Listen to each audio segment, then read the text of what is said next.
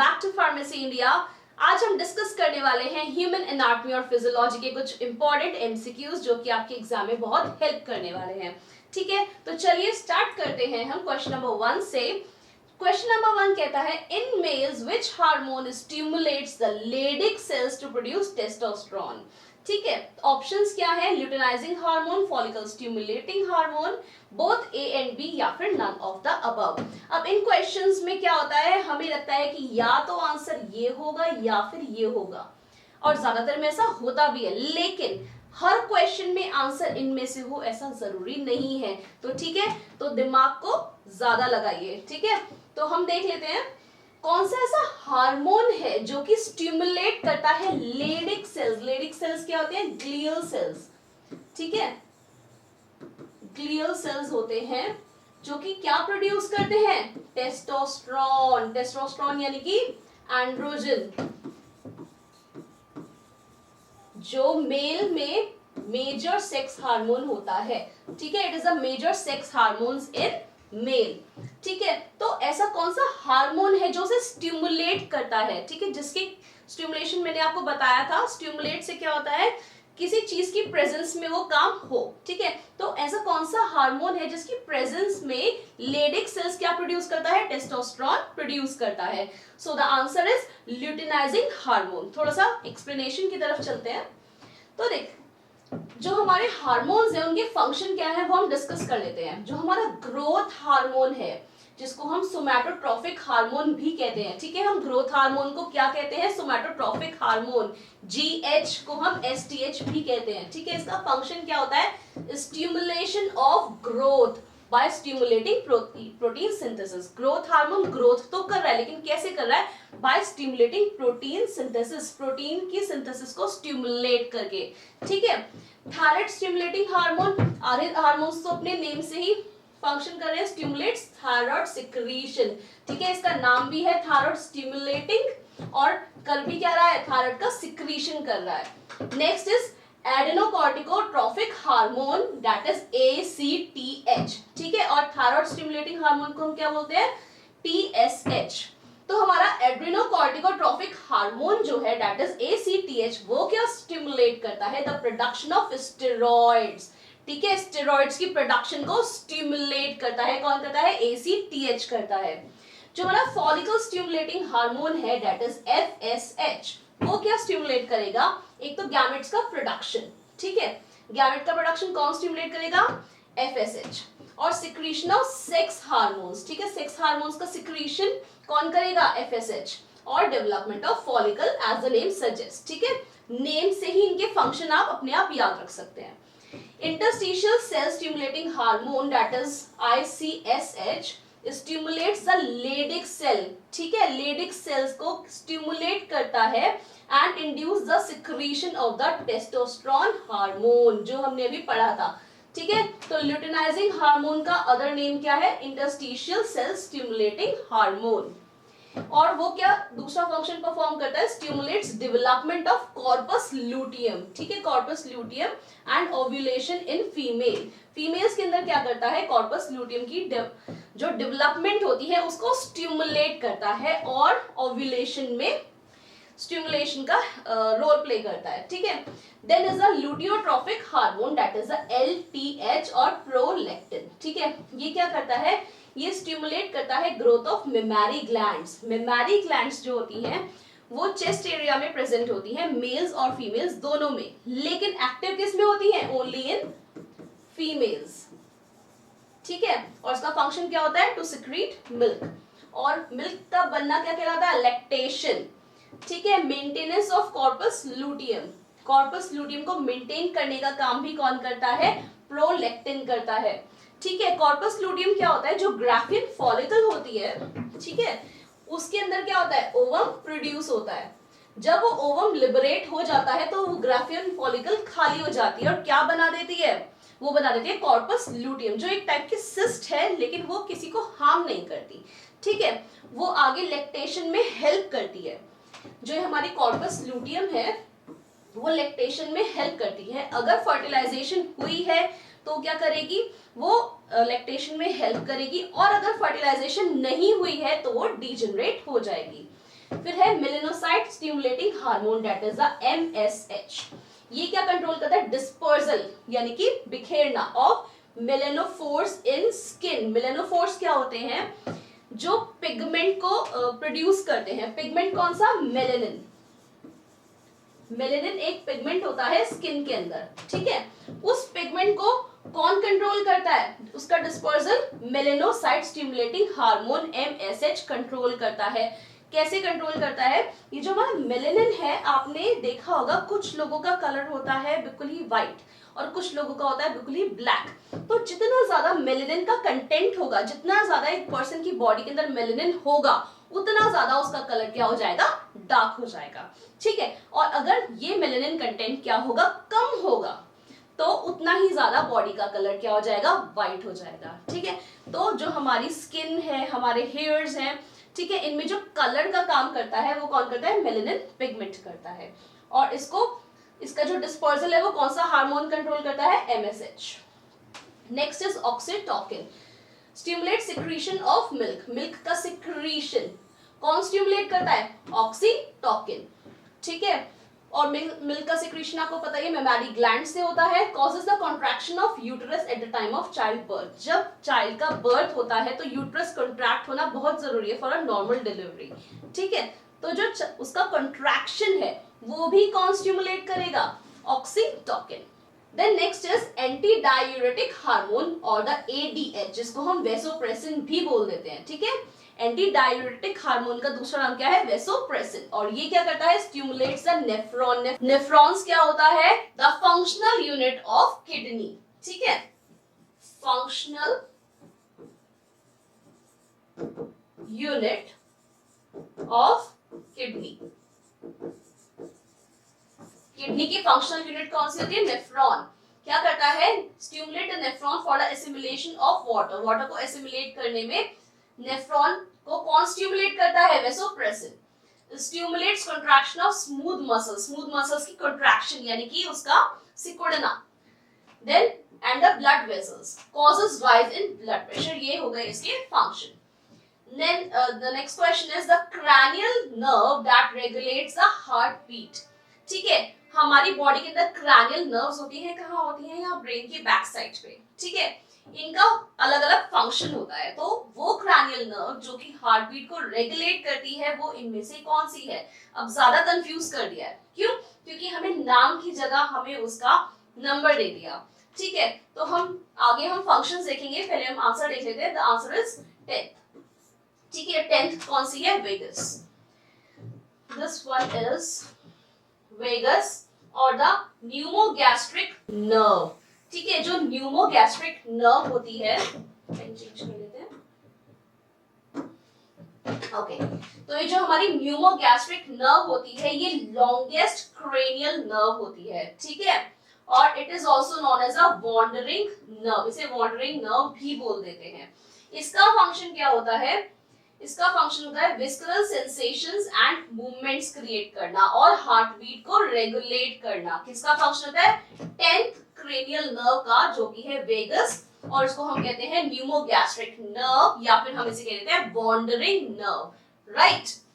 बाकी के बारे में बात कर लेते हैं। First one is olfactory. सबसे पहली कौन सी है? ऑल्फैक्टरी, जो कि है सेंसरी। सेंसरी यानी कि जिससे सेंसेस क्रिएट होते हैं, ठीक है। स्मेल, टेस्ट, फील, ये सब क्या होते हैं? हमारे सेंसेस होते हैं। ये सेंसरी नर्व से क्रिएट होते हैं, ठीक है। तो ऑल्फैक्टरी क्या करती है?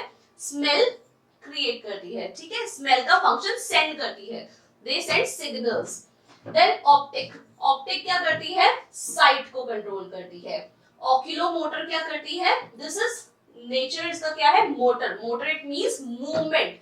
मेरा हाथ मूव कर रहा है, ठीक है, तो दैट इज मूवमेंट। तो ऐसी चीजें कौन कंट्रोल करता है? मोटर नर्व्स, ठीक है। तो जो हमारी ऑक्यूलोमोटर है, नाम से ही पता चल रहा है, oculomotor that is motor in nature, यानी कि वो मूवमेंट की जो सिग्नल्स है उसको सेंड करती है। और किसकी मूवमेंट कंट्रोल करती है? आईबॉल की मूवमेंट को कंट्रोल करती है। देन इज द पैथेटिक और द क्रॉचलियर। ये भी क्या है? मोटर इन नेचर है। और ये क्या कंट्रोल करती है? इसका फंक्शन है रोटेशन ऑफ आईबॉल, ठीक है। आईबॉल की मूवमेंट कौन कराता है? ऑक्यूलोमोटर, ठीक है। लेकिन आईबॉल की रोटेशन के लिए कौन रिस्पॉन्सिबल है? पैथेटिक और ट्रॉच लेयर, ठीक है। नेक्स्ट इज ट्राइजेमियल, ठीक है। ट्राइजेमियल मिक्स्ड है, ठीक है। ये सेंसरी का भी फंक्शन परफॉर्म करती है और मिक्स्ड फंक्शन भी परफॉर्म करती है। First one is ophthalmic, ophthalmic, second one is maxillary and third one is mandibular। और फंक्शन क्या परफॉर्म करती है? sensations of touch and taste। हम टच और टेस्ट जो करते हैं उसके सिग्नल्स जो ब्रेन से हमें मिल रहे हैं वो किसकी वजह से मिल रहे हैं? Due to this cranial nerve that is trigeminal, ठीक है। फिर है abducens। abducens क्या है? Motor in nature. abducens भी मोटर है इन नेचर और ये भी क्या कर रही है? Rotation of eye ball. फिर है हमारी facial nerves, facial cranial nerves. ये भी अगेन मिक्स है, यानी कि मोटर भी है और सेंसरी भी है। ये क्या करती है? टेस्ट, मास्टिकेशन। मास्टिकेशन क्या होता है? जो टीथ होते हैं वो फूड को च्यू करते हैं, ग्राइंड करते हैं, उसको हम बोल देते हैं मास्टिकेशन। फेशियल एक्सप्रेशंस, मेरे फेस पे अलग अलग एक्सप्रेशंस आ रहे हैं आपको पढ़ाते हुए, ठीक है। आपके फेस पे डिफरेंट एक्सप्रेशंस आते होंगे, आप हंसते हैं, आप रोते हैं, तो वो फेशियल एक्सप्रेशंस जो है वो कौन क्रिएट करता है? That is a facial cranial nerve. Saliva का सिक्रीशन और नेक की मूवमेंट्स, नेक की मूवमेंट्स कौन करता है? Facial cranial nerve. Then is the auditory or the vestibulocochlear nerve, ठीक है। ऑडिटरी या फिर वेस्टिबुलो कॉक्लियर नर्व जो कि है सेंसरी इन नेचर, नेचर में कैसी है? सेंसरी है, यानी कि सेंसेस क्रिएट करती है। क्या फंक्शन है इसका? Hearing and equilibrium. इक्विलिब्रियम होती है एक स्टेज जहां पे स्टेबिलिटी, ठीक है, स्टेबिलिटी को क्रिएट करना, that is called equilibrium. Then is the glossopharyngeal. Glossopharyngeal क्या होती है? मिक्स्ड इन नेचर, यानी कि सेंसरी भी और मोटर भी। ये क्या करती है? Taste, pharyngeal contraction and saliva secretion. Taste में हेल्प करती है, सलाइवा के सिक्रीशन में हेल्प करती है। और फेरिंजियल कॉन्ट्रैक्शन, इट मींस जो हमारा फेरिंग्स है वो जो कॉन्ट्रैक्ट होता है किसकी वजह से होता है? Because of glossopharyngeal. Next is accessory. Accessory cranial nerve कैसी होती है? मोटर इन नेचर होती है और क्या करती है? Movements of pharynx, लैरिंग्स, neck and shoulder, ठीक है। फेरिंग्स, लैरिंग्स हमारा यहाँ पे नेक के अंदर होता है। इसका बेसिकली क्या काम होता है?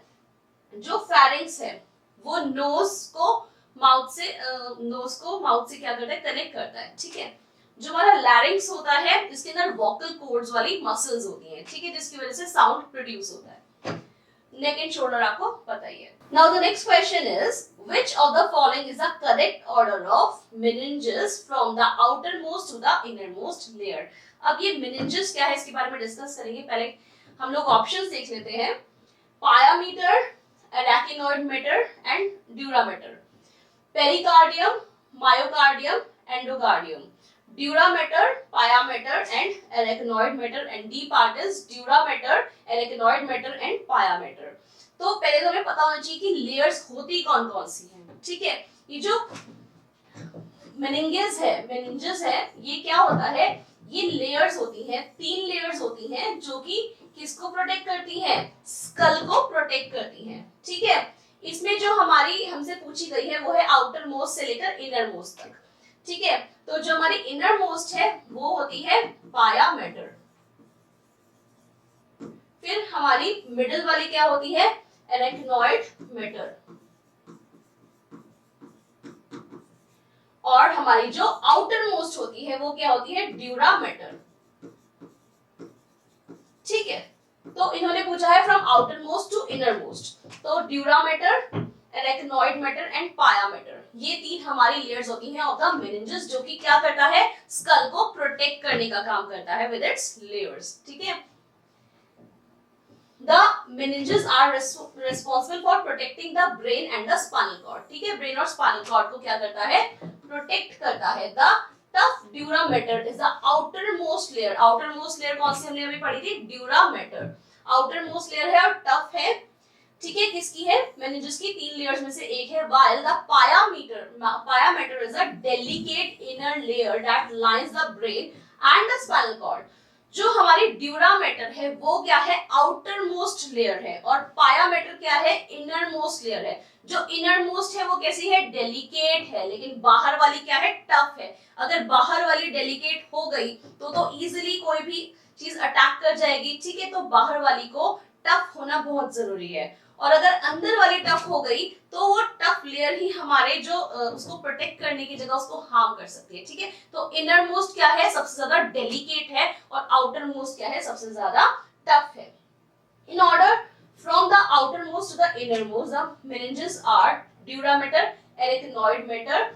ये जो सब एरेक्नोइड स्पेस है ये क्या करता है, ये मिलकर एरेक्नोइड के साथ ड्यूरामेटर और पायामेटर के बीच में स्पेस क्रिएट करता है, ठीक है। इन दोनों के बीच में एक स्पेस मेंटेन करने का काम कौन करता है, एरेक्नोइड मेटर और सब एरेक्नोइड स्पेस, ठीक है। द एरेक्नोइड मेटर एंड सब एरेक्नोइड स्पेस क्रिएट सेपरेशन, उसको सेपरेट करता है, एंड कुशनिंग, ठीक है, cushioning between the dura mater and the pia mater. आपके घर अगर वॉशिंग मशीन आए, रेफ्रिजरेटर आए, तो आपने देखा होगा थर्मोकॉल के वो लगे होते हैं, ठीक है। क्यों लगे होते हैं, कुशनिंग के लिए, ताकि कोई चीज उसे तोड़ ना पाए, ठीक है। जब वो रस्ते से आ रही है तो वो किसी स्मूथ रस्ते से तो नहीं आ रही होगी, टफ होगा रास्ता, ठीक है। तो रास्ते में कोई भी दिक्कत हो तो वो उसको तोड़ ना पाए, ठीक है। वॉशिंग मशीन को, रेफ्रिजरेटर, टीवी, जो भी चीजें हैं, तो वैसे ही इसमें एरेक्नोइड मेटर और सब एरेक्नोइड स्पेस क्या करता है, कुशनिंग का काम करता है between the dura mater and the pia mater, ताकि जो हमारा ब्रेन और स्पाइनल कॉर्ड है वो प्रोटेक्टेड रहे, ठीक है। So now the question number 4 is match the following। तो हमें मैच करना है कि bony pelvis, ilium, ischium and pubis इनमें से कौन से हैं, ठीक है। कौन सा superior part of the hip bone है, कौन सा स्टर्नम, हिप बोन और प्यूबिक सिम्फिसिस को कंसिस्ट करता है, यानी कि उसके अंदर ये पार्ट्स इंक्लूड होते हैं। कौन सा है inferior anterior surface of the hip bone, और कौन सा है inferior posterior surface of the hip bone, ठीक है। तो जो हमारा बोनी पेल्विस है वो क्या है, उसके अंदर ये तीनों बोन्स क्या होती हैं, इंक्लूड होती हैं, ठीक है। It consist of sternum, hip bone, ये हमारा हिप बोन का पार्ट है, इलियम, इस्चियम एंड प्यूबिस किसका पार्ट है, हिप बोन का पार्ट है, एंड द प्यूबिस सिम्फिसिस। तो बोनी पेल्विस से क्या मैच हो गया, क्यू, ठीक है। It consist of sternum, hip bone and pubic symphysis. फिर आता है हमारा इलियम। इलियम क्या है, superior part of the hip bone, ठीक है। सुपीरियर पार्ट है किसका, हिप बोन का। अभी हम डायग्राम में देखेंगे, पहले हम यहाँ पे एक बार मैच कर लेते हैं। फिर आता है हमारा इस्चियम। इस्चियम क्या है, हमारा inferior posterior surface of the hip bone, यानी कि हिप बोन का इंफीरियर यानी कि नीचे की तरफ, पोस्टीरियर यानी कि पीछे की तरफ जो सरफेस है, ठीक है, वो क्या है हमारा ischium. And pubis is the inferior but the anterior, ठीक है। दोनों ही इंफीरियर हैं, लेकिन पोस्टीरियर पार्ट कौन सा है, इस्चियम, और एंटीरियर पार्ट यानी कि आगे की तरफ कौन सा पार्ट है, प्यूबिस, ठीक है, ऑफ द हिप बोन। तो इनमें से कौन सा ऑप्शन करेक्ट हो गया, नंबर 1, ठीक है। फर्स्ट का Q, सेकंड का P, थर्ड का S और फोर्थ का R। एक बार हम डायग्राम में देख लेते हैं, एक बार हम उससे पहले पढ़ लेते हैं। Pelvic girdle that is a hip bone, it consist of two bones called the pelvic bones. उसकी बोन्स क्या कहलाती है, पेल्विक बोन्स कहलाती है। The hip bone unite together, जो हिप बोन्स होती हैं वो यूनाइट होती हैं, मिलती हैं, क्या बनाने के लिए, प्यूबिक सिम्फिसिस बनाने के लिए, ठीक है। इधर हम डायग्राम में देख लेते हैं, ये देखो ये हिप बोन्स है और ये क्या बना रही है, यहाँ पे ये प्यूबिक सिम्फिसिस बना रही है। The complete ring composed of the hip bones, जो पूरी complete ring है, प्लस सिम्फिसिस है, सैक्रम है, ठीक है, ये क्या बनाती है, forms a deep basin like structure known as the bony pelvis, ठीक है। ये bony pelvis बनाती है, basin like structure यानी कि एक सॉकेट की तरह बनाती है, जिसके अंदर हमारी जो थाई बोन है वो जाके जुड़ जाती है।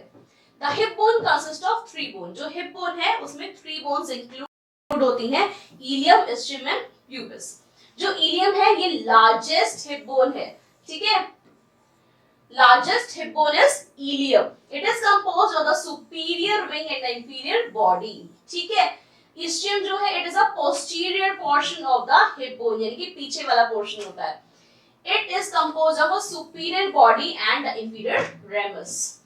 And the pubis is the inferior part of the hip bone, जो प्यूबिस है वो इंफीरियर पार्ट है it function as a socket. किसकी तरह फंक्शन करता है? सॉकेट की तरह। सॉकेट की तरह कैसे फंक्शन करता है? जो हमारी थाई बोन होती है वो उसमें जाके जुड़ती है। And accept the rounded head of the femur, femur यानी कि थाई बोन। ठीक है, जैसे कि आप देख सकते हैं ये यहाँ पे जाके जुड़ रही है और ये हमारा इलियम हो गया, इस्चियम हो गया और ये प्यूबिस हो गया। ये हमारी हिप बोन है and that is the entire pelvic गिर्डल। Now the next question is match the following again। दोबारा से match the following है। अब हमारे पास joints आ गए हैं, ठीक है। कौन कौन से joints हैं? hinge joints, ball and socket joint, pivot joint and the saddle joint। तो जो हमारा hinge joint होता है वो बेसिकली क्या करता है? एक ही डायरेक्शन में मूवमेंट को अलाउ करता है, ठीक है, एक ही डायरेक्शन में। तो किस में होता है? ये एल्बो में होता है, ठीक है। hinge joint is in elbow। Ball and socket joint, ball and socket joint हमारा यहाँ पे प्रेजेंट होता है, ठीक है। That is the hip joint. हमारे हिप जॉइंट में कौन सा होता है? Ball and socket. पिवट होता है हमारा रेडियस और अल्ना में। पिवट हमारा नेक में भी होता है। पिवट क्या अलाउ करता है? हर डायरेक्शन में ऐसे मूवमेंट, ठीक है। ये सेम हमारा रेडियस और अल्ना में होता है। You can see the pivot, ठीक है, पिवट जॉइंट। फिर है सैडल जॉइंट, जो एक ही डायरेक्शन में मूवमेंट अलाउ करे, जो कि थंब में आप देख सकते हैं एक ही डायरेक्शन में मूवमेंट अलाउ कर रहा है, ठीक है। तो सैडल जॉइंट किस में होता है? थंब में। हिंज जॉइंट होता है हमारा एल्बो में, ठीक है। And the ball and the socket joint is in the hip bone. तो हमारे करेक्ट ऑप्शंस क्या हो गए? फर्स्ट का आर, राइट, सेकंड का क्यू, बॉल एंड सॉकेट का क्यू यानी कि हिप जॉइंट, थर्ड का एस, पिवट का हमारा हो गया रेडियस एंड अल्ना, ठीक है। पिवट यहाँ भी प्रेजेंट होता है। रेडियस और अल्ना ये दो बोन्स होती है हमारी यहाँ पे, ठीक है, फोरआर्म में रेडियस एंड अल्ना, ठीक है। रेडियस और अल्ना में कौन सा जॉइंट होता है? यहाँ पे उनकी मीटिंग पॉइंट पे यहाँ पे होता है हमारा पिवट जॉइंट। फिर है हमारा सैडल जॉइंट, ठीक है। सैडल जॉइंट कहाँ पे होता है? हमारा थंब में। यू कैन सी दिस, ठीक है। एज यू कैन सी ये हमारी एल्बो है और एल्बो में कौन सा जॉइंट है? हिंज जॉइंट है, ठीक है। ये हमारी अल्ना और ये हमारी रेडियस, ठीक है। ये हमारी बोन्स है। यहाँ पे इनके मीटिंग पॉइंट पे कौन सा जॉइंट है? Pivot joint. फिर है हमारा हिप बोन पे ball and socket joint. Correct sequence of the urine formation. जब यूरिन बनता है, कहाँ पे बनता है यूरिन? यूरिन बनता है किडनी में, ठीक है। किडनी की जो यूनिट होती है that is the structural unit, इसकी नेफ्रॉन। उसका फंक्शन क्या होता है? यूरिन की फॉर्मेशन, ठीक है, फॉर्मेशन ऑफ यूरिन। तो ये जो यूरिन फॉर्मेशन होता है इसमें करेक्ट सीक्वेंस क्या होती है? सबसे पहले क्या होता है? सबसे पहले फिल्ट्रेशन होता है, सिक्रीशन हो जाता है या रीअब्जॉर्प्शन होता है, ठीक है। ये तीनों पॉइंट्स हैं, फिल्ट्रेशन, रीअब्जॉर्प्शन एंड सिक्रीशन। इनको ही रीअरेंज कर रखा है। बी कह रहा है सिक्रीशन पहले होता है, फिर रीअब्जॉर्प्शन होता है, फिर फिल्ट्रेशन होता है। ऐसे कैसे हो जाएगा? सी पॉइंट कहता है reabsorption, secretion and then filtration. अच्छा, सिक्रीट करने का फिल्ट्रेशन तो हो ही नहीं सकता, ठीक है। तो ये फिल्ट्रेशन बाद वाले पॉइंट तो हम काट ही देते हैं ऐसे। 50-50 हो गया, कौन बनेगा करोड़पति, ठीक है। तो हमारे पास अब दो ऑप्शंस बचे, रीअब्जॉर्प्शन, फिल्ट्रेशन एंड सिक्रीशन। चलो उसे देख लेते हैं। तो जो हमारा यूरिन फॉर्मेशन है कैसे होगा? सबसे पहले तो जो बड़ी बड़ी चीजें हैं वो क्या हो जाएंगी? फिल्टर हो जाएंगी, ठीक है। जैसे आप चाय छानते हैं, ठीक है, तो जो बड़ी बड़ी चीजें जैसे पत्ती हो गई वो ऊपर रह गई और बाकी का जो चाय है वो क्या आ गया? नीचे आ गया, फिल्टर हो गया। अब फिल्टर होने के बाद हो सकता है ये जो हमारा वाटर नीचे आ गया है, इसमें क्या होगा? इस वाटर के अंदर कुछ ऐसे जरूरी चीजें होंगी, कुछ ऐसे मिनरल्स होंगे जो हमें नीडेड हैं, ठीक है। तो इसके अंदर हम क्या करेंगे? अब रीएब्जॉर्प्शन करेंगे, ठीक है। पहले हो गया फिल्टरेशन, बड़ी बड़ी चीजें फिल्टर हो गई। फिर उसके बाद हो गया रीएब्जॉर्प्शन, जो चीजें फिल्टर हुई थी, जो पानी फिल्टर हुआ था उसमें कुछ जरूरी चीजें भी थी, तो हमने उसको दोबारा से एब्जॉर्ब कर लिया, क्योंकि ये यूरिन क्या जाएगा? बॉडी से बाहर चला जाएगा। जरूरी चीजों को ले गया तो हमारी बॉडी को जो मिनरल्स चाहिए वो नहीं मिलेंगे, तो हमने इसे दोबारा कर लिया रीएब्जॉर्ब, ठीक है। और रीएब्जॉर्ब के बाद हम क्या करेंगे? सिक्रीशन, ठीक है। तो ये तीनों पॉइंट्स हो गए। तो देख लेते हैं फिल्ट्रेशन, रीएब्जॉर्प्शन और सिक्रीशन किसमें है। filtration, reabsorption and secretion. So correct answer is A. ठीक है, ये हमारा करेक्ट आंसर हो गया. The kidneys form urine. Kidneys क्या करती है? यूरिन को फॉर्म करती है, यूरिन बनाती है. Which passes to the bladder. Urinary bladder के पास होता है for storage prior to excretion. ठीक है, मतलब excretion से पहले वो स्टोर भी होगा. ठीक है. There are 3 processes involved. 3 processes हैं. कौन से हैं? Filtration, selective reabsorption and tubular secretion. Filtration में क्या होगा? This take place through the semi-permeable walls of the glomerulus.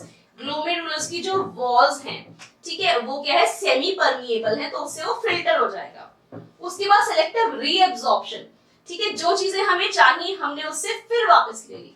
Most reabsorption from the filtrate back into the blood takes place in the proximal convoluted tubule, यानी कि PCT के अंदर mostly हमारा reabsorption हो जाता है, जिसकी वॉल्स किससे लाइन होती है? माइक्रोविलाई से लाइन होती हैं, प्रोजेक्शन से लाइन होती हैं. To increase the surface area, देखो प्रोजेक्शन होने से क्या हो गया?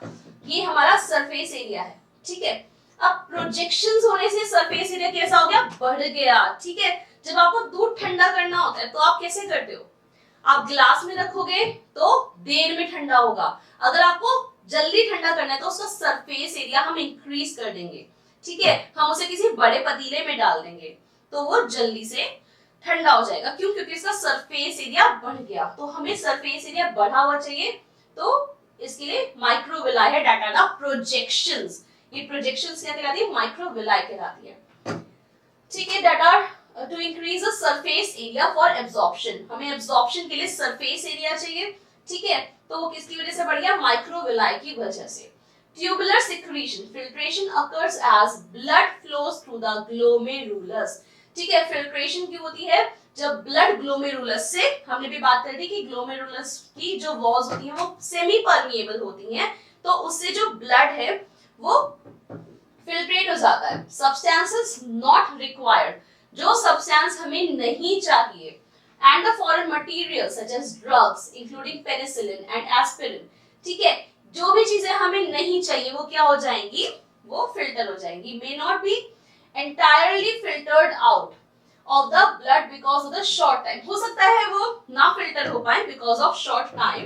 It remains in the glomerulus, तो वो कहाँ पे रहती है? फिर ग्लोमेरुलस में रहती हैं. Such substances are cleared by the secretion from the peritubular capillaries.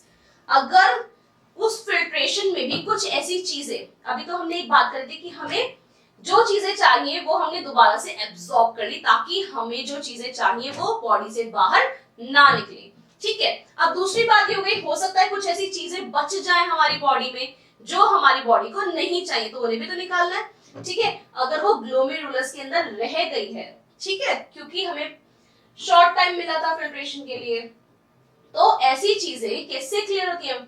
secretion from the peritubular capillaries, जो capillaries होती हैं peritubular capillaries, उससे वो फिल्टर हो जाती हैं into the filtrate within the convoluted tubules. ठीक है, convoluted tubules के अंदर ये जो हमारी capillaries हैं वो उसे फिल्टर कर देती है. ठीक, देखो यहाँ से जो हमारा पार्ट है, ठीक है, ग्लोमेरुलस सबसे पहले क्या करेगा? इसे फिल्टर कर देगा. ठीक है, glomerular filtration. Water and solutes smaller than proteins are forced through the capillary wall. जो water है या solutes हैं, ठीक है, जो प्रोटीन से भी छोटे होते हैं, वो फोर्स वो कैपिलरी वॉल्स में उनका फोर्स लगता है. ठीक है, and pores of the glomerular capsule into the renal tubule. Renal it means related to kidney. Kidney की जो ट्यूब्यूल होती है, ठीक है, उसके पोर्स और उसकी कैपिलरी वॉल्स से वो पुश हो जाता है, फिल्टर हो जाता है. ठीक है, कहाँ पे हो रहा है? यहाँ पे. फिर है हमारा ट्यूबुलर रीएब्जॉर्प्शन. ये देखो यहाँ पे वापस जो चीजें हमें चाहिए वो क्या हो जाएंगी? रीएब्जॉर्ब हो जाएंगी. Water, glucose, amino acids and needed ions, जो हमें आयंस चाहिए वो transported out of the filtrate into the tubule cell and then enter into the capillary blood. यहाँ से रीएब्सॉर्ब करके कहाँ पे चला जाएगा? ब्लड के अंदर चला जाएगा.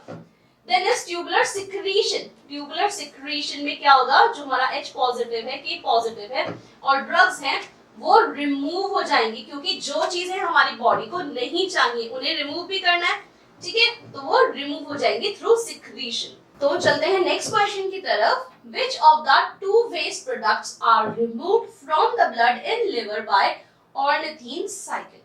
तो बेटा ये पूछ रहे हैं कि इनमें से कौन से दो वेस्ट प्रोडक्ट्स हैं जो रिमूव होते हैं ऑर्निथीन साइकिल से। Options are urea and carbon dioxide, uric acid and ammonia, ammonia and carbon dioxide, and urea and ammonia.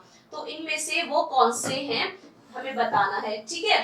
अब सबसे पहले देख लेते हैं ऑर्निथीन साइकिल होती क्या है। ऑर्निथीन साइकिल को हम कह देते हैं यूरिया साइकिल,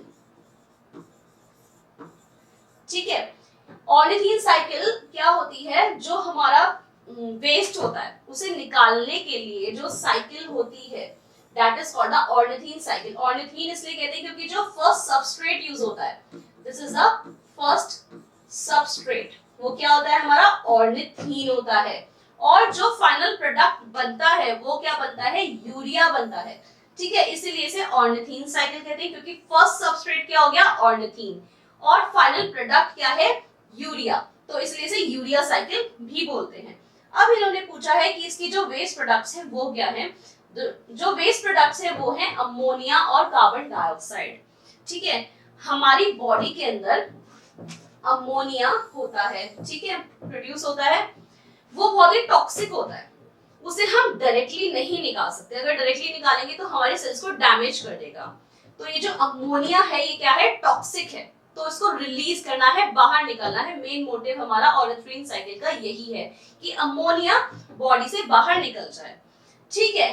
अब लेकिन फाइनल प्रोडक्ट बन रहा है यूरिया, ठीक है, तो आंसर होना चाहिए था यूरिया एंड कार्बन डाइऑक्साइड, लेकिन आंसर है अमोनिया एंड कार्बन डाइऑक्साइड, क्योंकि हमारा जो मेन मोटिव है वो किसको बाहर निकालना है, अमोनिया को। अमोनिया की हम फॉर्म चेंज कर देते हैं इनटू द यूरिया, ठीक है। तो क्या होता है, अगर हम अमोनिया को डायरेक्टली निकालेंगे, ठीक है, डायरेक्टली उसको एक्सक्रीट करेंगे, तो क्या हो जाएगा, हमारी सेल्स डैमेज हो जाएंगी, ये बहुत ही ज्यादा टॉक्सिक होता है। तो रिलीज हमने किसको करना है, अमोनिया को रिलीज करना है, ठीक है। लेकिन अमोनिया को डायरेक्टली नहीं रिलीज कर सकते, इसीलिए अमोनिया को रिलीज करने के लिए उसे पहले यूरिया में हमने कन्वर्ट कर दिया, ठीक है। एक बार इसकी डिटेल्स पे चलते हैं। So ornithine cycle is a cyclic enzymatic process. एक cyclic enzymatic process है जिसमें कि ट्रांसफॉर्मेशंस हो रही हैं of the amino acid ornithine, ठीक है। जो हमारा फर्स्ट सबस्ट्रेट है उसकी ऑर्निथीन, उसकी क्या हो रही है, ट्रांसफॉर्मेशंस हो रही हैं, and leading to the synthesis of urea, और फाइनल प्रोडक्ट क्या बन रहा है, यूरिया बन रहा है। The ornithine cycle is the most important means of assimilation of ammonia and thus for its neutralization. Ammonia को न्यूट्रलाइज करने के लिए बहुत ही ज्यादा इंपॉर्टेंट प्रोसेस है। In many species of animals as well in plants, मतलब एनिमल्स और plants दोनों में ही बहुत इंपॉर्टेंट प्रोसेस है। Urea is formed of 2 molecules of ammonia and 1 molecule of carbon dioxide. यानी कि यूरिया किसका बना है, यूरिया बना है 2 molecules of ammonia and 1 molecule of carbon dioxide. During catabolism, catabolism क्या होता है, जिसमें बड़े से छोटा बनता है, ठीक है, बड़ी चीजों से बड़े बड़े मॉलिक्यूल्स ब्रेक डाउन हो जाते हैं, वो हमारा कैटाबॉलिज्म कहलाता है। It is a part of metabolism. Metabolism आपको पता है उसके दो पार्ट्स होते हैं, एनाबॉलिज्म एंड कैटाबॉलिज्म। छोटी छोटी चीजों से कुछ बड़ा बने तो इट इज एनाबॉलिज्म, और अगर बड़ी चीज से छोटी चीजें बने तो इट इज कैटाबॉलिज्म। तो protein break up into amino acids. Catabolism में क्या होता है, प्रोटीन बड़ी चीज, अमीनो एसिड छोटा, अमीनो एसिड में ब्रेकअप हो गया, तो the amino acids are converted into keto acids. Amino acids किस में कन्वर्ट हो जाते हैं, कीटो एसिड्स में कन्वर्ट हो जाते हैं with the removal of ammonia, ठीक है। रिमूवल ऑफ अमोनिया को हम क्या कहते हैं, डीएमिनेशन भी कहते हैं। The keto acid enters into the Krebs cycle. Krebs cycle में जो keto acid बना है वो कहाँ पे enter कर जाएगा, Krebs cycle में, to yield energy, energy को yield करने के लिए। Carbon dioxide is formed during decarboxylation, ठीक है, साथ साथ कार्बन डाइऑक्साइड भी बन रही है। जो ऑर्निथीन है that is a amino acid, that is the first substrate, combines with one molecule of NH and CO and produces citrulline amino acid and water. अभी आपको समझ में ऐसे नहीं आ रहा होगा, अभी हम आगे चलेंगे इस पे, तब हमें बेटर एक्सप्लेन हो जाएगा। सिट्रुलिन क्या करता है, कंबाइन करता है दूसरे मॉलिक्यूल के साथ, किसके, अमोनिया के, और क्या फॉर्म करता है, आर्जिनिन फॉर्म करता है, ठीक है, और साथ में water. Arginine is broken into urea, फिर आर्जिनिन फाइनली क्या बना देता है, यूरिया बना देता है, और ऑर्निथीन। अब ये साइकिल है, इसका मतलब जिस चीज से स्टार्ट किया था वो चीज वापस बनेगी। हमने ऑर्निथीन से स्टार्ट किया था और ऑर्निथीन वापस बन गया, किससे बना, आर्जिनिन से। आर्जिनिन किस में कन्वर्ट हो गया, into urea and urea and ornithine in the presence of an enzyme arginase and water, thus the cycle is repeated। तो साइकिल क्या हो गई, रिपीट हो गई। ऑब्वियसली हम साइकिल की बात कर रहे हैं, तो जो हमारा स्टार्टिंग प्रोडक्ट है वो फाइनली दोबारा आएगा, ठीक है, वो दोबारा फॉर्म होगा। This is called urea cycle, this is called ornithine cycle and this is also called Krebs-Henselt cycle। क्यों, क्योंकि इसको किसने डिस्कवर किया था, क्रेब्स और हेंसलेट ने डिस्कवर किया था।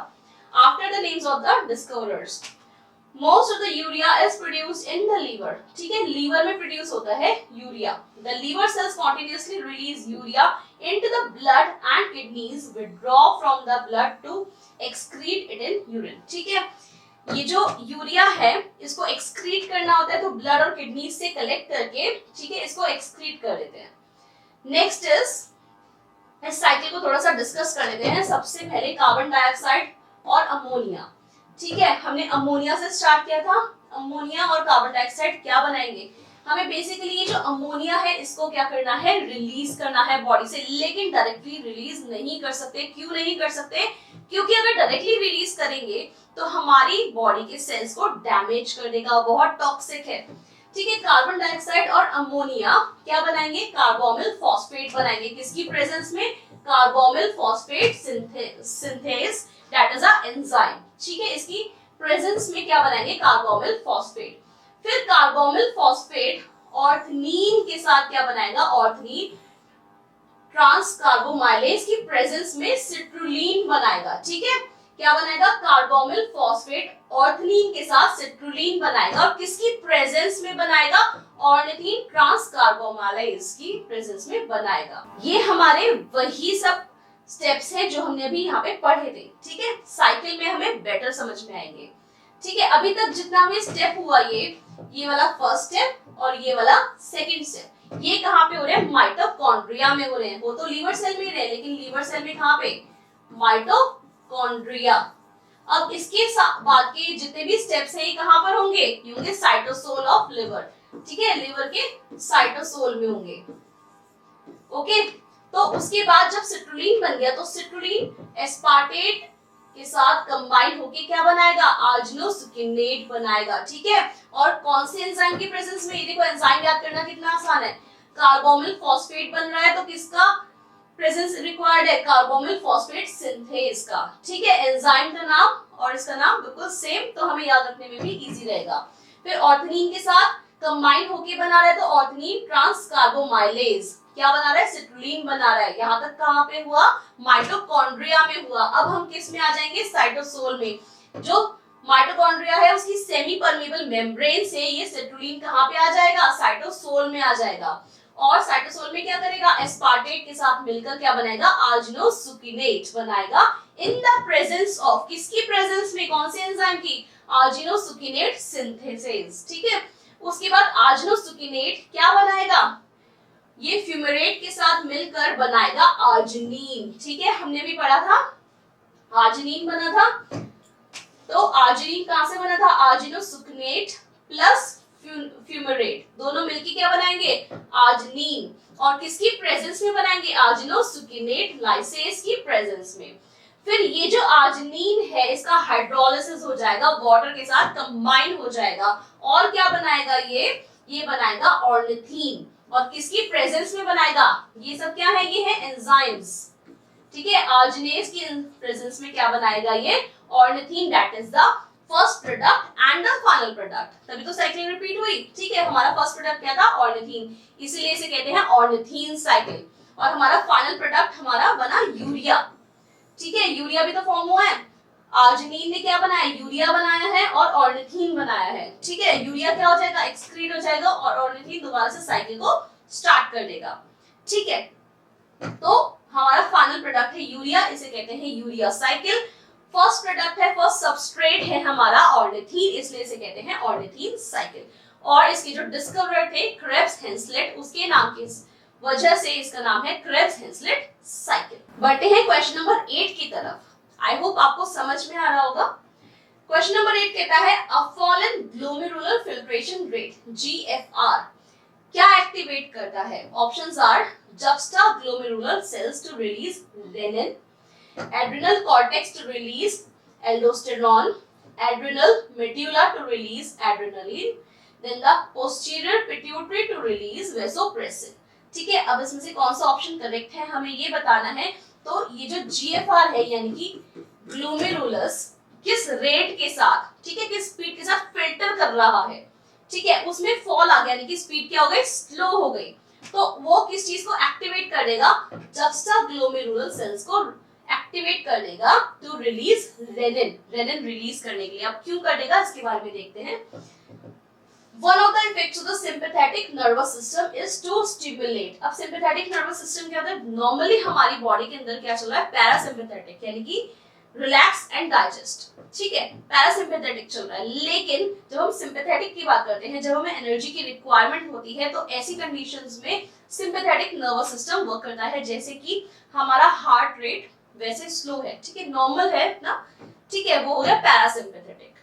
अब सिंपैथेटिक क्या करेगा, जब हम भाग रहे हैं, एनर्जी की रिक्वायरमेंट है, तो हार्ट बीट को फास्ट कर देगा, ठीक है, पल्स रेट को फास्ट कर देगा, ब्रीथिंग रेट को भी फास्ट कर देगा। तो ये होता है sympathetic nervous system. Is to stimulate, इसका जो इफेक्ट है to stimulate renin secretion by the juxtaglomerular cells activating the renin angiotensin aldosterone system। ठीक है, इसका सिस्टम क्या करेगा, वो एक्टिवेट करेगा। बेसिकली क्या करता है, जो सिस्टम होता है ये इंक्रीज करता है एक्स्ट्रा सेलुलर फ्लूइड। जब हमारा ग्लोमेरुलर फिल्ट्रेशन रेट यानी कि GFR फॉल हुआ, ठीक है, GFR फॉल हुआ तो क्या हो जाएगा, ये एक्टिवेट हो जाएगा और रेनिन को रिलीज करेगा। ठीक है, क्या रिलीज हो रहा है, रेनिन रिलीज हो रहा है।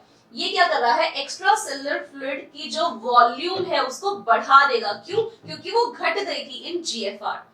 ठीक है, कैसे बढ़ा देगा, by increasing the sodium reabsorption. ये जो रेनिन है ये सोडियम को एब्जॉर्ब करेगा और उससे क्या हो जाएगी, हमारी जो एक्स्ट्रा सेलुलर फ्लूइड की वॉल्यूम है वो इंक्रीज हो जाएगी। GFR के घटने से ये वॉल्यूम क्या हो गई थी, डिक्रीज हो गई थी, और उसको हमने इंक्रीज कैसे कर दिया, बाय रिलीजिंग रेनिन। ठीक है, तो क्वेश्चन था a fall in glomerular filtration rate that is a GFR क्या एक्टिवेट करता है, juxtaglomerular सेल्स जो कि किडनी के अंदर होती हैं उनको एक्टिवेट कर देता है और वो क्या रिलीज करती है, रेनिन रिलीज करती है। और रेनिन क्या करता है, सोडियम को एब्जॉर्ब कर लेता है। ठीक है, उससे क्या हो जाता है, फ्लूइड की जो वॉल्यूम है वो इंक्रीज हो जाती है और वही हमें चाहिए। सो माय जीनियसेस, हमारा नेक्स्ट क्वेश्चन है after ovulation graphene follicle forms. Graphene follicle क्या बनाती है आफ्टर ओव्यूलेशन, कॉर्पस एल्बिगन्स, कॉर्पस आर्टेसिया या कॉर्पस कैलोसम या फिर कॉर्पस लूटियम। ठीक है, तो हमें बताना है कि ओव्यूलेशन के बाद ग्राफिन फॉलिकल जो है वो क्या बनाती है। ठीक है, ओव्यूलेशन क्या होता है, द रिलीज ऑफ ओवम। ठीक है, ओवम का रिलीज होना क्या कहलाता है, ओव्यूलेशन कहलाता है। ये जो ओवम है ये कहां पे बनता है, in the Graafian follicle, Graafian follicle के अंदर बनता है। ठीक है, ये समथिंग हमारा स्ट्रक्चर है।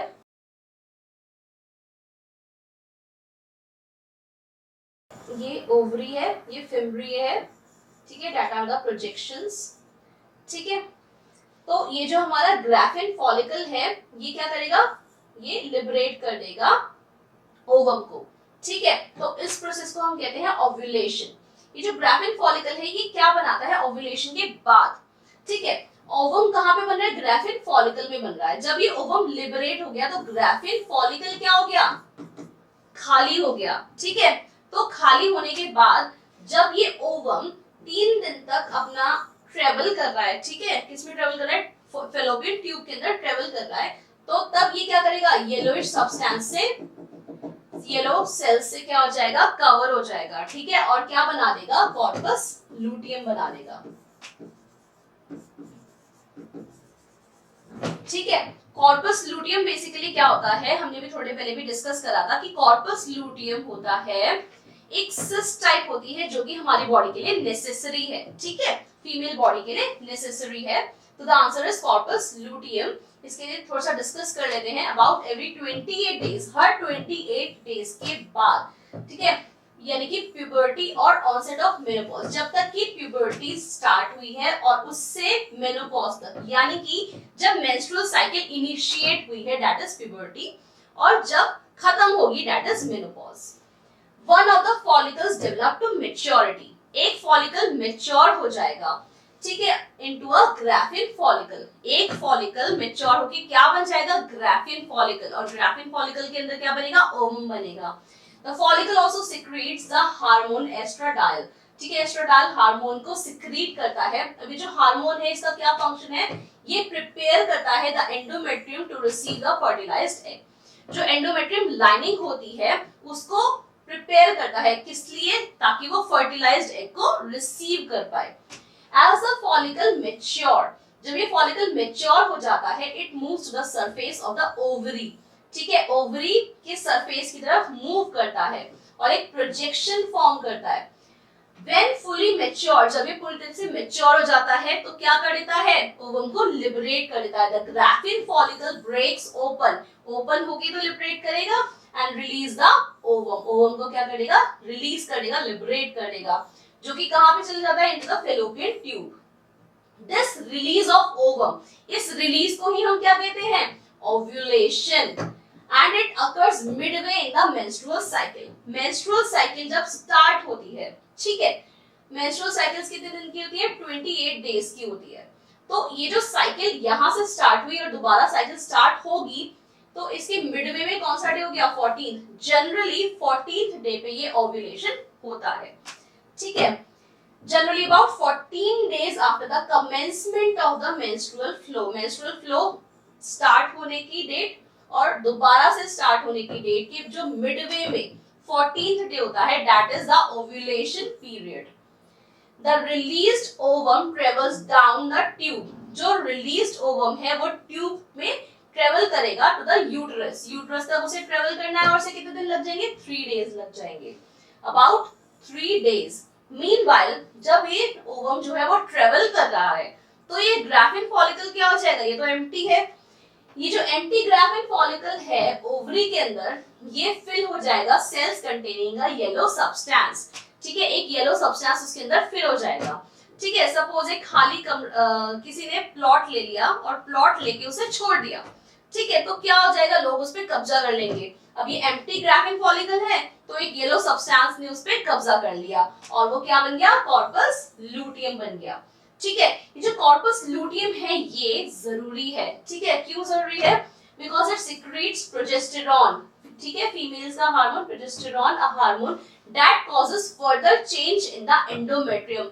एंडोमेट्रियम में फर्दर चेंजेस चाहिए, क्यों चाहिए, क्योंकि एक अच्छा एनवायरनमेंट प्रोवाइड करना है, ठीक है, जो फोटस होगा, जो बेबी होगा उसको एक अच्छा एनवायरनमेंट चाहिए सर्वाइव करने के लिए, तो वॉर्म के अंदर वो अच्छा एनवायरनमेंट कौन प्रोवाइड करेगा, कॉर्पस लूटियम, कैसे, by secreting the progesterone, milieu it means environment, in which a zygote fertilized ovum, zygote क्या है, स्पर्म प्लस ओवम मिलके क्या बना देंगे, बना देंगे ज़ायगोट, ठीक है, यानी कि एक fertilized ovum can be grown through the stages of gestation to become a foetus, gestation यानी कि जिस टाइम में बेबी ग्रो कर रहा है that is a gestation period, और क्या बन जाएगा, फेटस, यानी कि एक बेबी प्रोड्यूस होता है, ठीक है। तो ये थी हमारी अबाउट ओव्यूलेशन। तो ओव्यूलेशन में हमने पढ़ा कि जो ग्राफिन फॉलिकल्स है वो क्या बना देती है, कॉर्पस लूटियम बना देती है, जो कि नेसेसरी है, क्यों नेसेसरी है, क्योंकि वो क्या रिलीज करता है, क्या सिक्रीट करता है, प्रोजेस्टेरॉन सिक्रीट करता है, ठीक है। चलते हैं नेक्स्ट क्वेश्चन की तरफ। The part of the fallopian tube closest to the ovary is, जो फेलोपियन ट्यूब का पार्ट ओवरी से क्लोजेस्ट है यानी कि सबसे पास है वो कौन सा है, इनफंडिबुलम, isthmus, ampulla या cervix। तो हमारा जो स्ट्रक्चर होता है वो कुछ इस टाइप से होता है।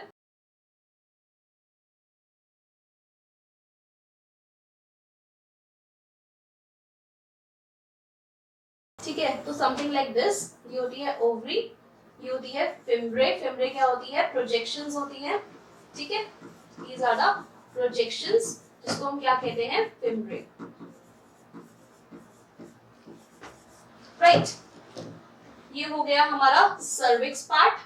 ठीक है, ये है हमारी फेलोपियन ट्यूब। जो हमारी फेलोपियन ट्यूब है, ओवरी में उसका कौन सा पार्ट सबसे ज्यादा क्लोज है? इसको हम 3 पार्ट्स में जानते हैं। ठीक है, कलर चेंज कर लेते हैं। ठीक है, ये जो हमारा ये वाला पार्ट है, ठीक है, ये क्या कहलाता है? इनफंडिबुलम। इनफंडिबुलम। उसके बाद जो हमारा ये वाला पार्ट है वो क्या कहलाएगा? एम्पुला। और ये जो हमारा लास्ट वाला पार्ट है, ठीक है, ये क्या कहलाएगा? इस्थमस। और ये हो गया हमारा सर्विक्स रीजन। ठीक है, ये सर्विक्स रीजन है। तो जो फेलोपियन ट्यूब का जो पार्ट ओवरी से, ओवरी के सबसे पास है, वो क्या है? इनफंडिबुलम। ठीक है, और इनफंडिबुलम ओवरी से कैसे कनेक्टेड रहता है? एक प्रोजेक्शंस होती हैं जो हेल्प करती हैं ओवम को कैच करने में, उसे हम कह देते हैं फिम्ब्रे। ठीक है, ये प्रोजेक्शंस क्या कहलाती हैं? फिम्ब्रे कहलाती हैं। सो द आंसर इज इनफंडिबुलम। इसको थोड़ा सा और डिटेल में पढ़ लेते हैं। The detailed parts of the female reproductive organ are depicted here.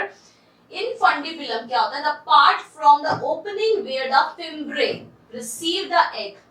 जो जहां से फिम्ब्रे एग को रिसीव करती हैं, वो वाला पार्ट क्या कहलाता है? इनफंडिबुलम कहलाता है। Of the uterine tube in the infant is the infundibulum. It is between किस-किस के बीच में है? The purple ampulla and the fimbriae। यानी कि ये हो गया हमारा फिम्ब्रे, फिर उसके बाद हमारा क्या हो गया?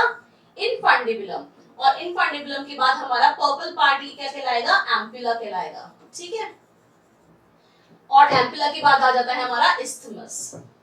The infundibulum terminates with the ostium of the fallopian tube surrounded by the fimbriae, one of which, the ovarian fimbria, is attached to the ovary. ये ओवरी से कैसे अटैच होता है? Through the fimbriae. अब ये फिम्ब्रे के बारे में दोबारा से बता रहे हैं। The end of the each tube is uterine tube. ठीक है, जो हर एक ट्यूब का जो एंड है, ठीक है, 2 ट्यूब्स हैं, यहाँ पे भी और यहाँ पे भी। The end of each tube of the uterine tube has finger like projections. ये फिंगर लाइक प्रोजेक्शंस क्या कहलाते हैं? फिम्ब्रे कहलाते हैं। और जो सर्विक्स है वो कहाँ पे होता है? Cervix is the neck of the uterus. Uterus की नेक कहलाता है। This protrudes through the interior wall of the vagina. Vagina को पता है, the opening into the external। ठीक है, जो एक्सटर्नल की तरफ ओपनिंग है उसे हम क्या कहते हैं? वेजाइना कहते हैं। और इसका इंटीरियर वॉल क्या कहलाता है? हमारा सर्विक्स कहलाता है। ठीक है, आई होप आपको यहाँ तक क्लियर होगा। चलते हैं नेक्स्ट क्वेश्चन की तरफ। Number of vertebra in human skeleton. हम लोग वर्टिब्रेट्स क्यों कहलाते हैं? क्योंकि हमारी बॉडी के अंदर वर्टिब्रल कॉलम है। तो अब क्वेश्चन है कि कितनी नंबर ऑफ वर्टिब्रा बोन्स होती हैं हमारी बॉडी के अंदर? Are they 33, 38, 40 या फिर 45? तो इनमें से क्या होंगी? 33। ठीक है, कैसे होंगी देख लेते हैं। देखो, टॉप से बॉटम की तरफ, यानी कि यहाँ से नीचे, ये हमारा पूरा वर्टिब्रा हो गया। ठीक है, जो वर्टिब्रा है उसमें सबसे ऊपर वाला पार्ट क्या कहलाता है? Cervical spine. ठीक है, सबसे पहले क्या आएगा? Cervical spine. उसमें कितनी बोन्स होती है? 7 वर्टिब्रा बोन्स होती है। उसके बाद आ जाता है हमारा थोरैकिक स्पाइन। ठीक है, उसमें कितनी बोन्स होती हैं? 12 थोरैकिक स्पाइन में। ये था हमारा सर्विकल स्पाइन, फिर आ गया थोरैकिक स्पाइन। थोरैकिक स्पाइन के बाद हमारा आ जाएगा the next, that is a lumbar spine. ठीक है, लंबर स्पाइन में कितनी बोन्स होती हैं? 5 वर्टिब्रा बोन्स होती हैं। लंबर स्पाइन के बाद हमारा आ गया सैक्रम। ठीक है, सैक्रम में 5 बोन्स होती हैं जो कि फ्यूज होके एक बना देती हैं। ठीक है, बोन्स कितनी हैं? 5 हैं, लेकिन आपस में जुड़ गई हैं, फ्यूज हो गई हैं। ठीक है, और उसके बाद लास्ट है हमारा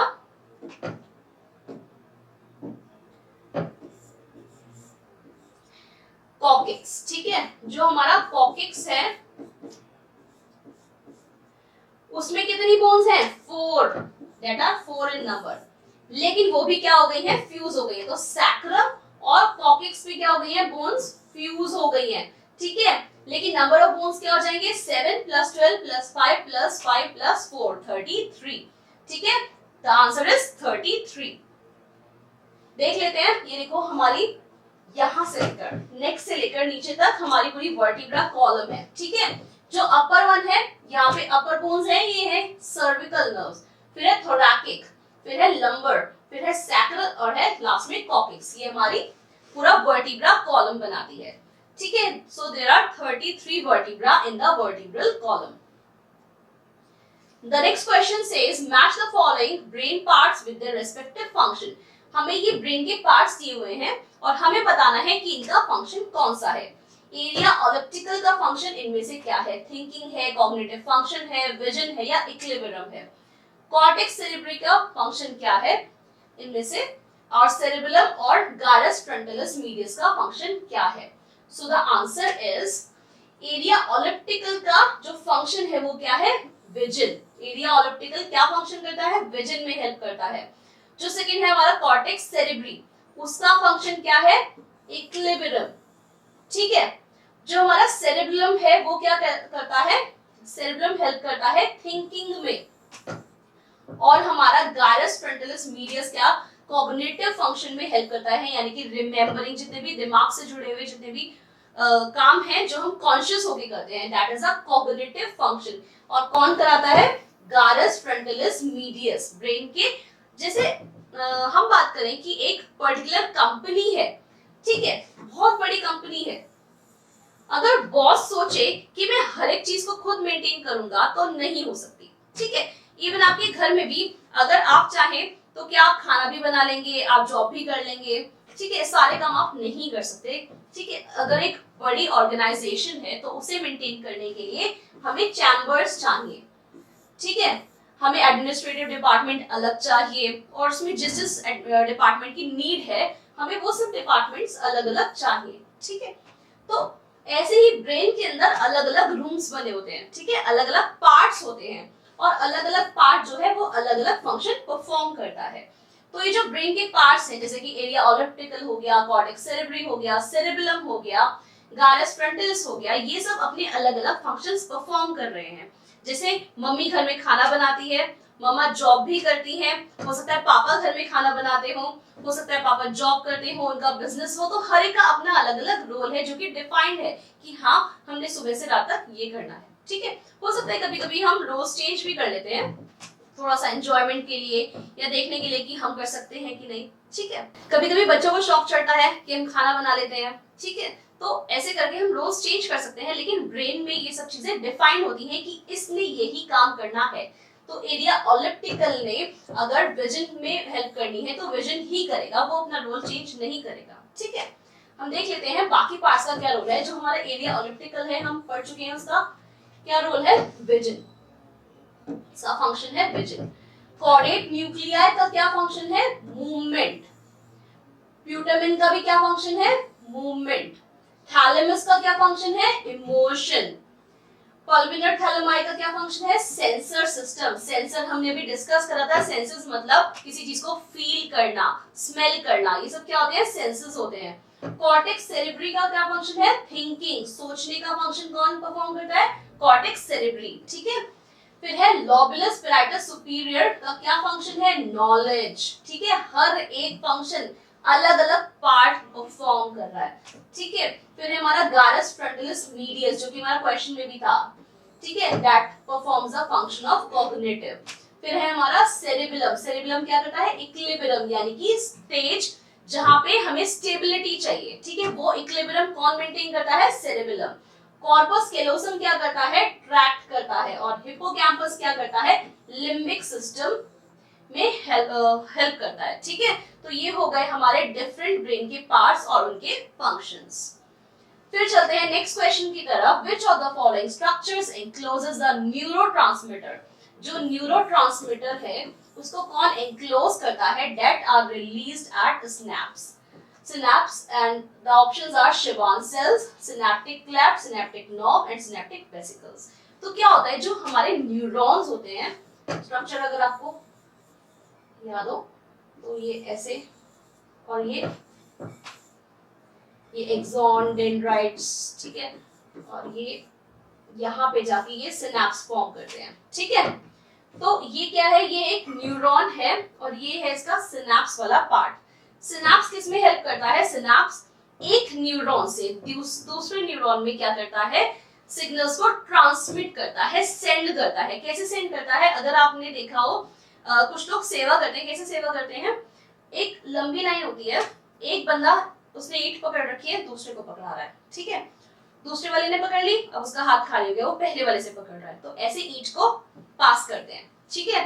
तो ऐसे ही जो हमारी न्यूरॉन्स है वो भी क्या करती हैं, सिग्नल्स लेती हैं और सिग्नल्स आगे दे देती हैं, लेती हैं, दे देती हैं। तो वहीं पे वो खड़े हुए हैं, कुछ नहीं कर रहे, सिर्फ अपना हाथ हिला रहे हैं और पूरा काम हो गया, ठीक है। ईंटें यहाँ से बहुत दूर से स्टार्ट हुई थी और बहुत दूर तक जा पा रही हैं, क्यों, क्योंकि सिग्नल्स को ट्रांसमिट कर रहे हैं, ईडो को ट्रांसमिट कर रहे हैं, तो इधर हम सिग्नल्स को ट्रांसमिट कर रहे हैं, ठीक है। तो जो न्यूरोट्रांसमीटर है, ऐसा कौन सा स्ट्रक्चर है जो उसको एनक्लोज करता है न्यूरोट्रांसमीटर को, और न्यूरोट्रांसमीटर क्या हो जाते हैं, रिलीज हो जाते हैं किस पे, सिनेप्स पे। ये हमारा सिनेप्स है, इस पे क्या हो जाते हैं, ये न्यूरोट्रांसमीटर रिलीज हो जाते हैं। तो इनमें से कौन सी सेल्स हैं, ये है सिनेप्टिक वेसिकल्स। सिनेप्टिक वेसिकल्स यानी कि एक बैग होते हैं, फ्लूइड फिल्ड बैग्स टाइप होते हैं, जिसके अंदर ये न्यूरोट्रांसमीटर होता है, ठीक है, जो न्यूरोट्रांसमीटर को एनक्लोज करती हैं। These are the synaptic vesicles, ठीक है। तो जो सिनेप्टिक वेसिकल है ये इसको एनक्लोज करते हैं, किसको, न्यूरोट्रांसमीटर को। तो यानी कि ये जो ट्रांसमिशन का जो फंक्शन है उसमें रोल प्ले करती है। So the answer is synaptic vesicle. Schwann cells क्या होती हैं, type of glial cell of the peripheral nervous system. जो हमारा पेरिफेरल नर्वस सिस्टम होता है उसकी एक स्पेशल टाइप ऑफ सेल्स होती है, Schwann cells, that help separate and insulate nerve cells।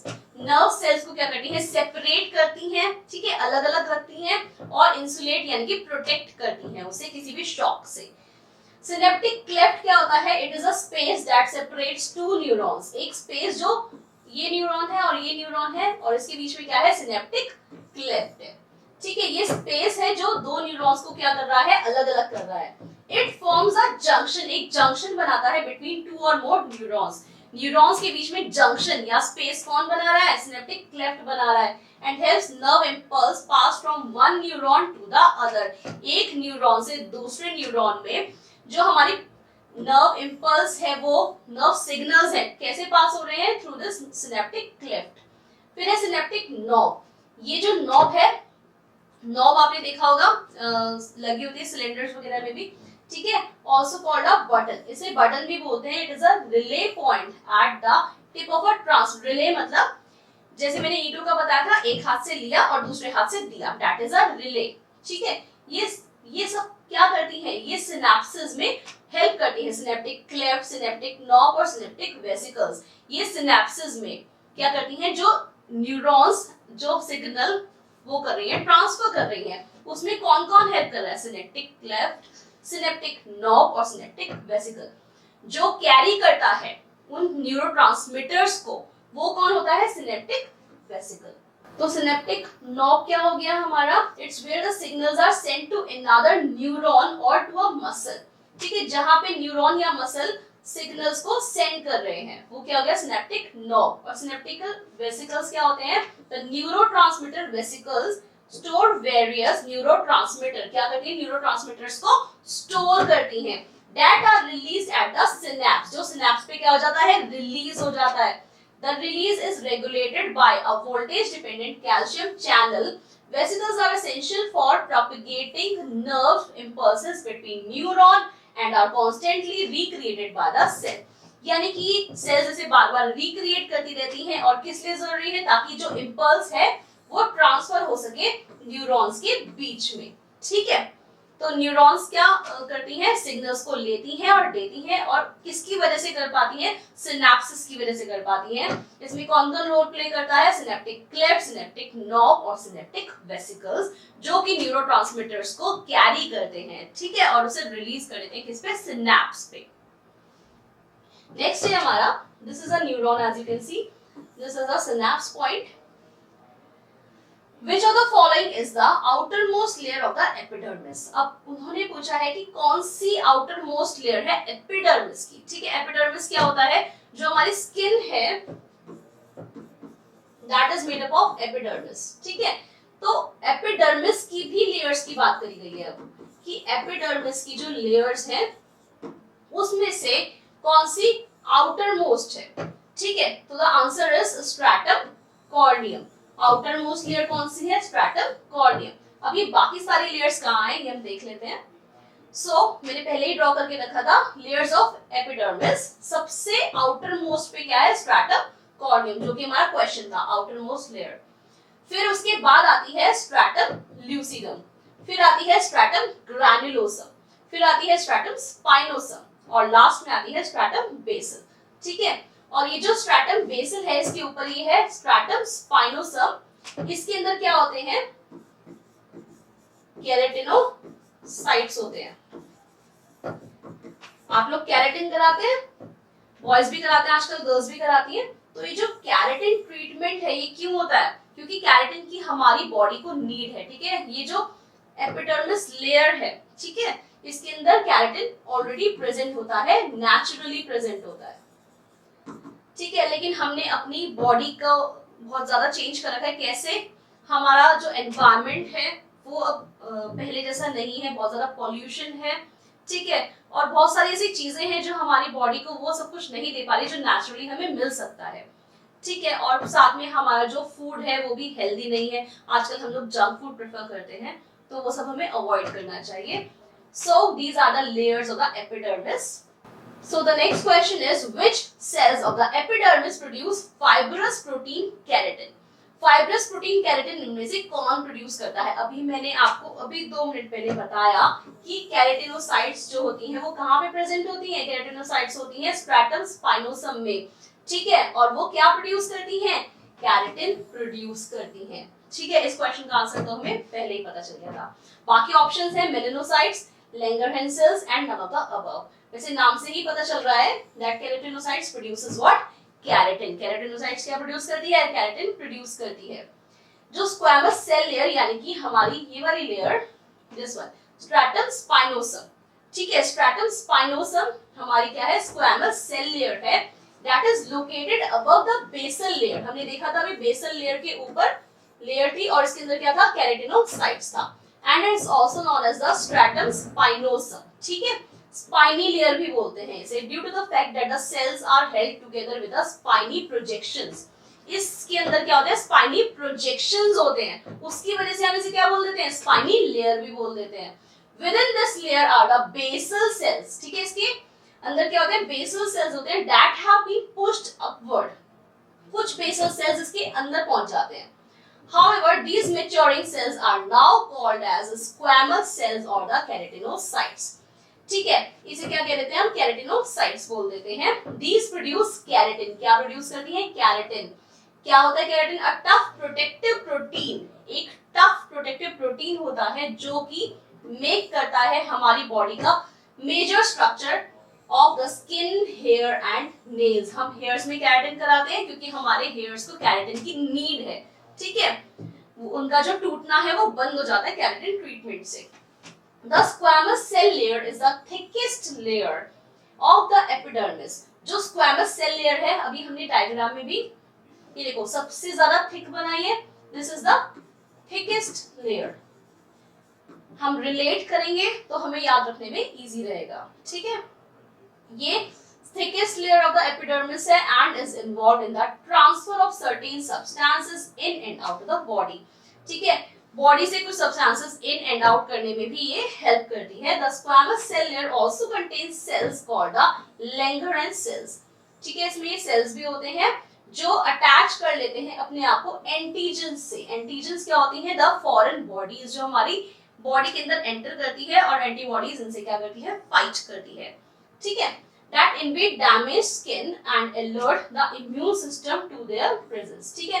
तो ये जो स्क्वैमस सेल क्या करती है, इसके अंदर लैंगरहैंस सेल्स होते हैं। ये जो लैंगरहैंस सेल्स होते हैं ये एंटीजन के साथ अपने आप को अटैच कर लेते हैं और इम्यून सिस्टम को, जैसे सपोज घर में कोई चोर आ गया, ठीक है, और एक छोटे बच्चे ने देख लिया, उसने क्या करा, फटाफट से उसकी टांग पकड़ी और उसे काट लिया और मम्मी को फटाफट आवाज लगा दी कि मम्मा घर में चोर आ गया, मम्मा घर में चोर आ गया।